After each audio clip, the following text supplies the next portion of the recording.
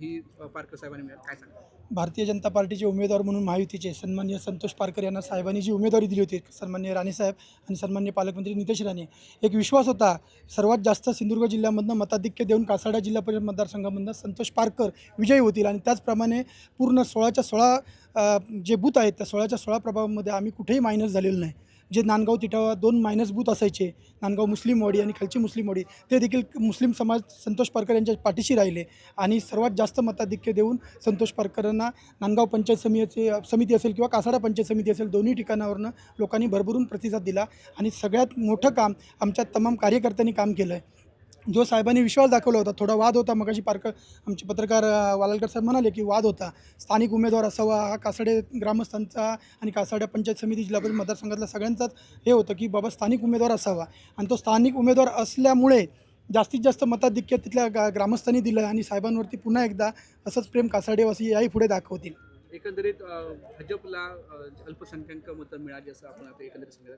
किती मोठं मत होती? जी थोडीफार नाराजी होती लोकसभेला आणि विधानसभेला, ती नाराजी काही प्रमाणात आम्ही त्यांची दूर करण्याचा प्रयत्न केला. ज्या बैठका घेतल्या त्यांच्यामध्ये, त्या बैठकांचं खरोखरच सार्थक झालं आणि पारकर साहेबांना त्यांनी मताधिक्य देऊन याही पुढच्या काळात 5 वर्ष सन्माननीय राणेसाहेबांना, दोन्ही राणेसाहेबांना पुढच्या काळामध्ये मुस्लिम पाठीशी राहतील एवढं 100% मी यावेळी सांगतो. विरोधी उमेदवार तुमच्याच विभागातला होता एकंदरीत, त्याने देखील प्रयत्न केले. त्याने खूप टप दिली होती, थोडाफार कासाड्यामध्ये तो कमी पडला, परंतु पंचायत समितीत उमेदवार जसा पाहिजे होता तसा उमेदवार उभाटाकडनं मिळाला नव्हता. थोडे अडचणी होत्या, अनेक अडचणी त्यांच्याकडे पण होत्या, कार्यकर्ते मिळत नव्हते.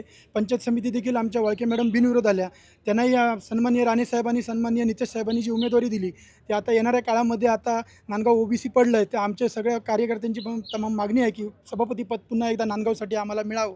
यासाठी साहेबांनी देखील आमचा विचार करावा, कारण मताधिक्य हा सिंधुदुर्ग जिल्ह्यामधनं सर्वात मताधिक्य आम्ही सन्माननीय कासाड्यातले संतोष पारकर यांना दिलेला आहे. तरी येणाऱ्या काळामध्ये नांदगाव पंचायत समितीसाठी आम्हाला सभापती म्हणून साहेब देतील एवढी आम्ही आमचे कार्यकर्ते आशा बाळगतो. खरं सांगायचं तर माझ्या भारतीय जनता पार्टी महायुतीचा आणि आपले खासदार आणि राणेसाहेब, पालकमंत्री नितेशजी राणेसाहेब हा ह्यांचा विजय आणि माझे कार्यकर्ते आणि माझ्या मतदारांचा विजय आहे. सर्वात मोठा विजय आहे एकंदरीत. भाजपने तुम्ही ताकद देखील लावली होती, त्याबद्दल त्या सगळ्या कार्यकर्त्यांनी मनापासून काम केलं आणि मला जास्तीत जास्त मतं मिळाली त्या माझ्या कार्यकर्त्यांमुळे मिळाली, एवढंच सांगेन. विजयानंतर पहिलं काय काय काय विकास कामं तर काय पालकमंत्र्यांच्या मार्फत झालेलीच आहेत. आमचे जे तरुण आहेत त्यांना काहीतरी रोजगार मिळावा ही माझी खूप इच्छा आहे. असे काही छोटे मोठे उद्योगधंदे आपल्या विभागात व्हावे अशी माझी खूप इच्छा आहे. निवडणुकीपूर्वी या मतदारसंघात काही थोडाफार नाराजीचा सामना तुम्हाला करावा लागला होता, त्याच्याबद्दल काय मतदानातून ते काय कितपत नाही, मतदार किंवा माझे कार्यकर्ते माझ्याशी ठाम राहिले, त्यामुळे माझा हा मोठा विजय आहे. 2370 मतांचं मताधिक्य तुम्हाला मिळालेलं आहे, एकूणच त्यावर तुमची प्रतिक्रिया काय? माझ्या कार्यकर्त्यांचा आणि भारतीय जनता पार्टीचा या माझ्या सगळ्या कार्यकर्त्यांनी प्रामाणिक काम केलं, त्याच्यामुळे माझा हा मोठा विजय झाला आहे. देसाई साहेब, तुम्ही माजी जिल्हा परिषद सदस्य आहात, यांच्या विजयामध्ये आपला सिंहाचा वाटा आहे असं एकंदरीत समजतं, काय सांगा?